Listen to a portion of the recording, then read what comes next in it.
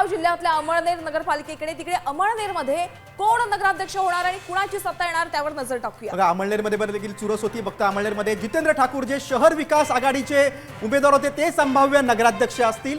बघा, अमळनेरमध्ये कुणाची सत्ता येणार तर शहर विकास आघाडी यांचं तिथं प्राबल्य राहिलेलं आहे।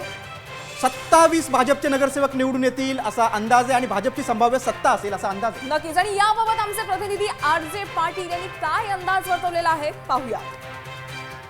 अमळनेर नगर परिषदेच्या या निवडणुकीत भाजप आणि राष्ट्रवादी प्रणित शहर विकास आघाडी आणि शिवसेना शिंदे गट यांच्यात महत्त्वाची चुरस होती।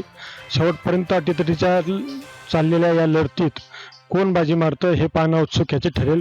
मात्र एकंदरीत खासदार स्मिता वाघ आणि आमदार अनिल भाईदास पाटील यांची शहर विकास आघाडीने कुठेतरी बाजी मारलेली आपल्याला दिसून येत आहे।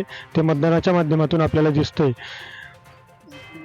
शहर विकास आघाडीचे उमेदवार जितेंद्र ठाकूर हे विजयी होऊ शकतात, तर त्यांचे प्रतिस्पर्धी शिंदे सेनेचे डॉक्टर परीक्षित बाविस्कर हे देखील त्यांना चांगली लढत या ठिकाणी देताना दिसून आलेले आहेत। मात्र एक गोष्ट सांगावीशी वाटते की जास्तीत जास्त नगरसेवक जे आहेत ते मात्र शहर विकास आघाडीच्या पारड्यात पडतील अशी एकंदरीत चिन्ह आहेत।